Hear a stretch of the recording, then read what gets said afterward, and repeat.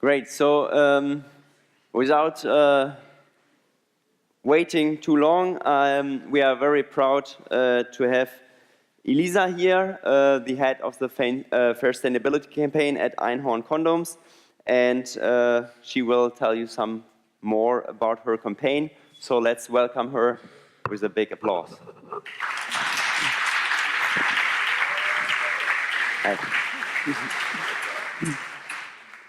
Are you guys getting, I didn't see on the map, are you getting the caoutchouc from Brazil? No, it's in Malaysia. Okay. But yeah, the whole production process takes place in Malaysia. Okay, great. Actually, I was on holidays in Brazil for the games, and so in the jungle we made some condoms on our own, just by, as you did in the video. I wouldn't try them, though I'm not pretty sure if they, you know.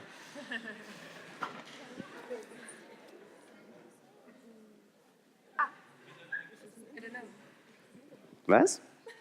I thought I got questions, but I can also talk. Okay, I did not know that.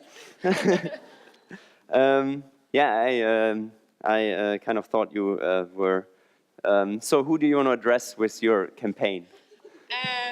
Okay, so yeah, of course the whole, I don't know, I think it wasn't mentioned, but the campaign was a crowdfunding campaign.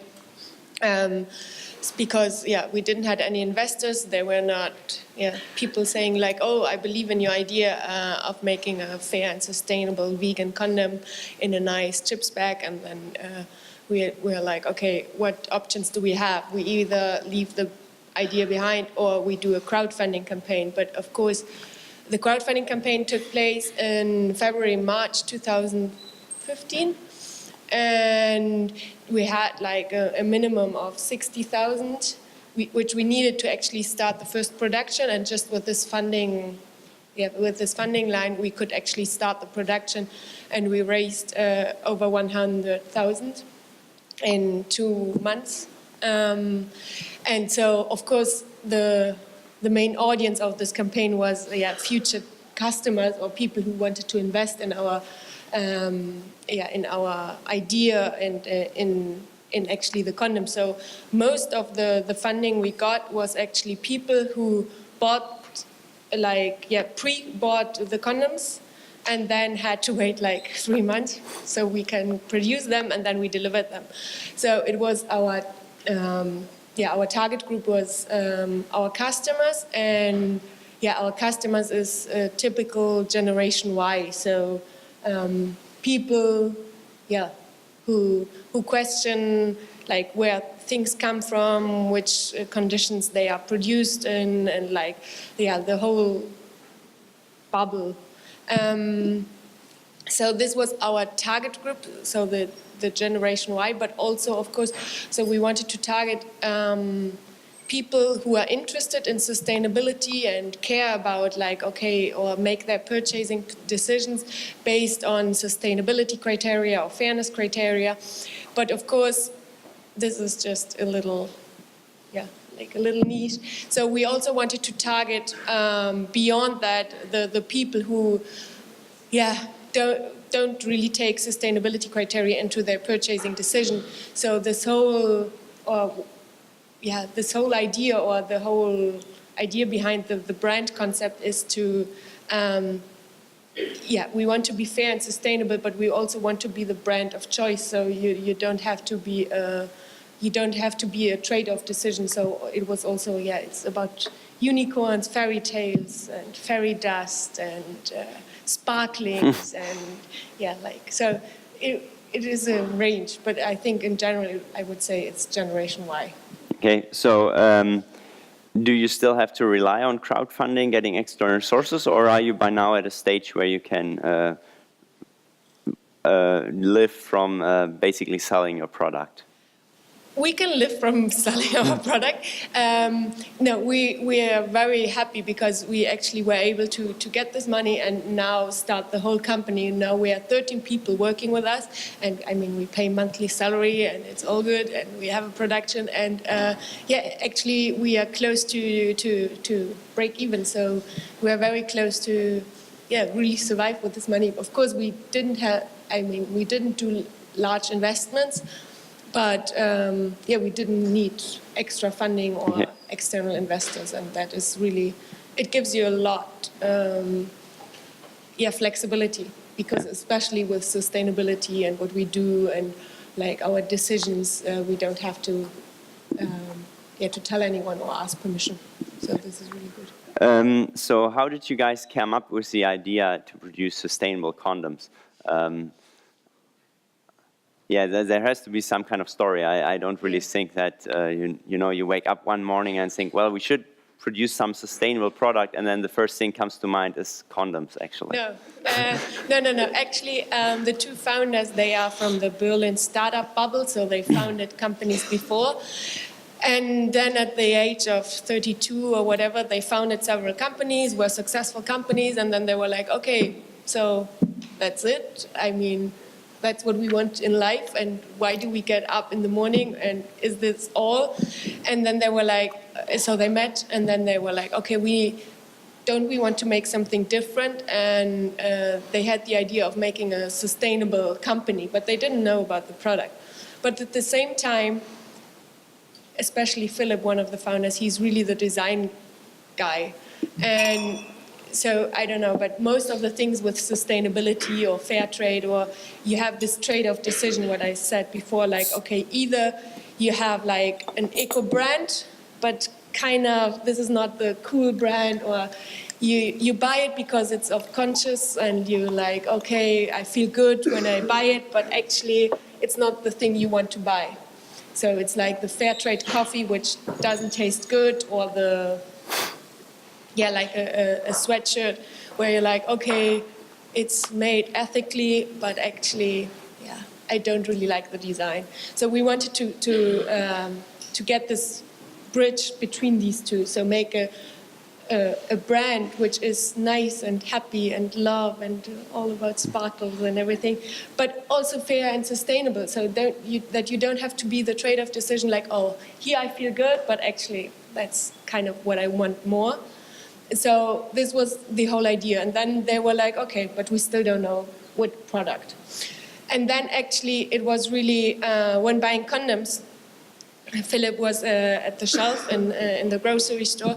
And then he was like, okay, every product, or we have a lifestyle product, or everything is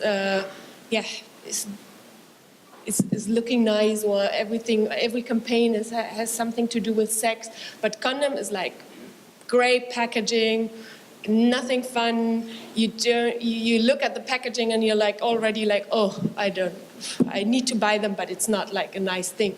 So the whole purchasing when you buy condoms is really like, okay, it's really just because you need to buy them and not because you want to buy them, or it's not the lifestyle product. And then we thought like, okay, why can't we, it has to do with sex, so it's so obvious that you do something like nice and like that you like, and it's like, you just get sparkles in the eyes because it's a nice product.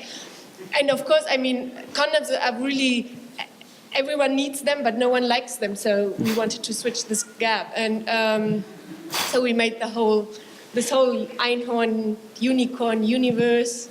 And so every design we have 17 different designs made from artists, and the whole packaging and the whole, when you get a package home, it's all with a lot of love, and we care a lot, and so we want to change this whole. And then the idea came to make condoms, but it could have been any other product. So to get started, you talked about the crowdfunding process in order to start production, and of course you can, with the crowdfunding, sell some products that customers get later on, but nonetheless you need some attention at the beginning. You need to achieve the crowdfunding goal, otherwise you don't get any of the money.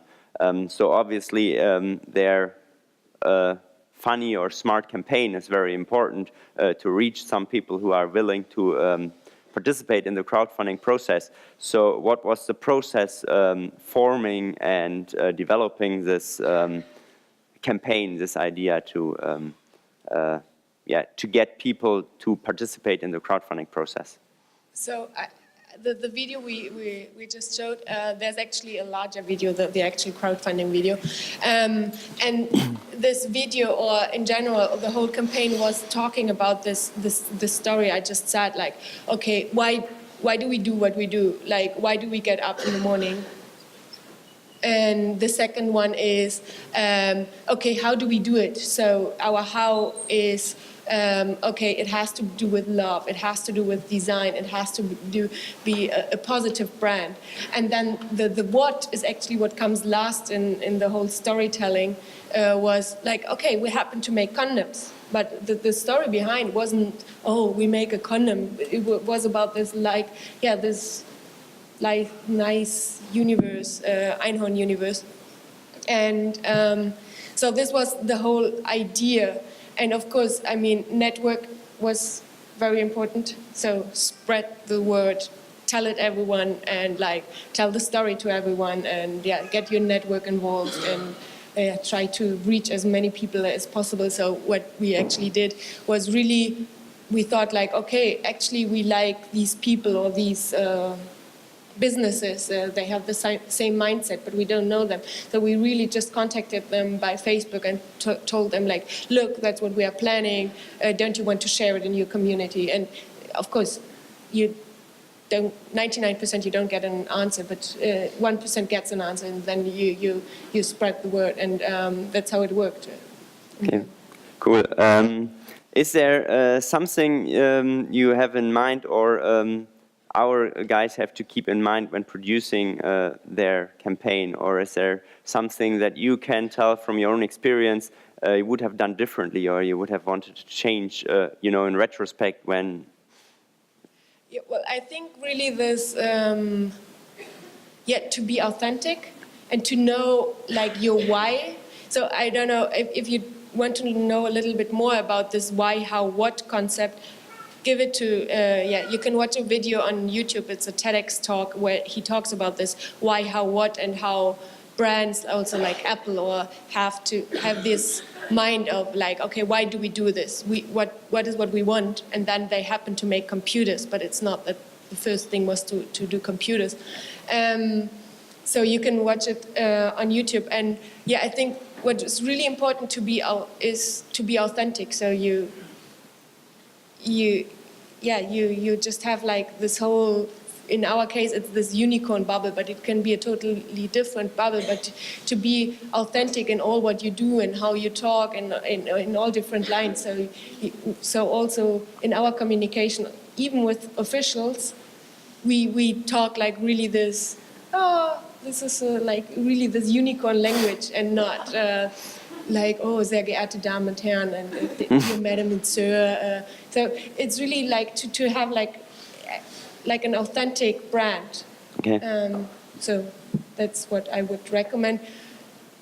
And something different, yeah, I don't know. There's always, with more time, with more resources, you can do more. But yeah. I think it was also important to actually get the video, go to Malaysia, have like really, okay, we go on the rubber plantation and show people like, okay, that's where we want to work on, and like to have get the abstract idea to a concrete idea. Oh yes, sorry. I have a microphone, but it's more comfortable to have it here. Thank you very much. That is some great input for our students if they start thinking about their campaign today, and if they start producing their videos. So we appreciate your time coming here. And unfortunately, I am told that we have to get you over to the Vamos to talk to our second group. Actually, we had like 3 condom packages for good questions, but so you can... Maybe we can just throw them, or I distribute them later for good questions. Oh yes, that's a good idea. Thank you very much. So thank you, Ali.